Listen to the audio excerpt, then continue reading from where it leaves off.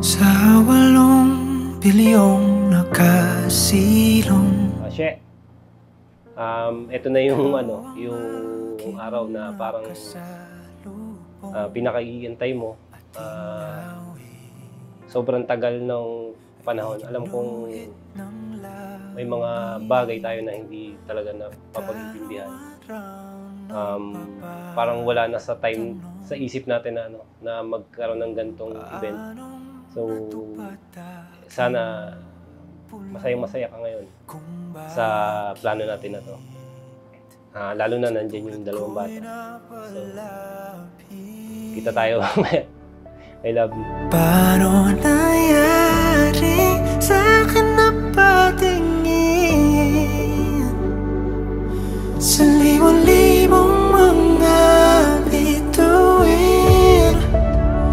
Di ko mawaring ikaw para sa'kin. Dalangin kita.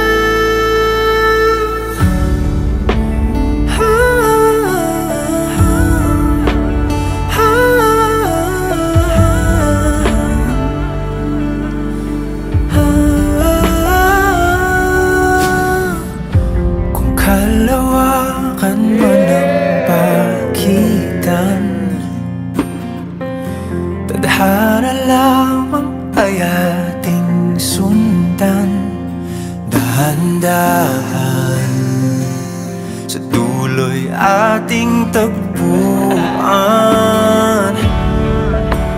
Paano nangyari sa'kin na patingin?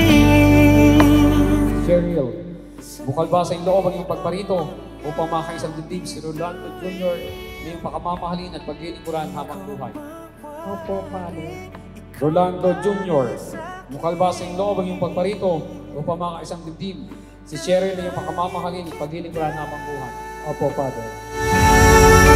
Di nakalang darating,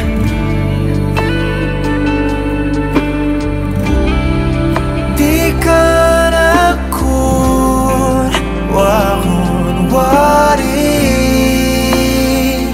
akin. Daddy, ngayon, yan nga, dumating na tayo sa point na to. Alam ko namang pinangako mo na yun before. So, ito na yung time. Kaya sobrang thankful ako. Binigay mo sa akin yung feeling na ganito na magiging isang bride. Although nagkaroon na tayo ng anak. Pero, nauna yun tayo magkaroon ng anak. Pero, thank you. And I love you.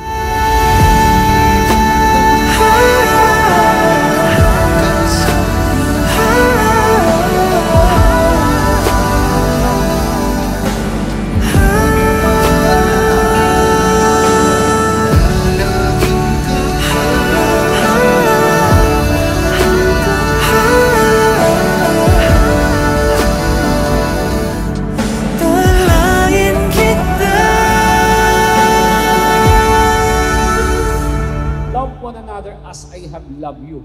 Magmahalan kayo gaya ng pagmamahal ko sa inyo. Sa madaling salita, yun daw pag-ibig nyo sa isa't isa must be pattern and you should emulate yung pagmamahal na ipinakita ng Diyos sa ating buhay.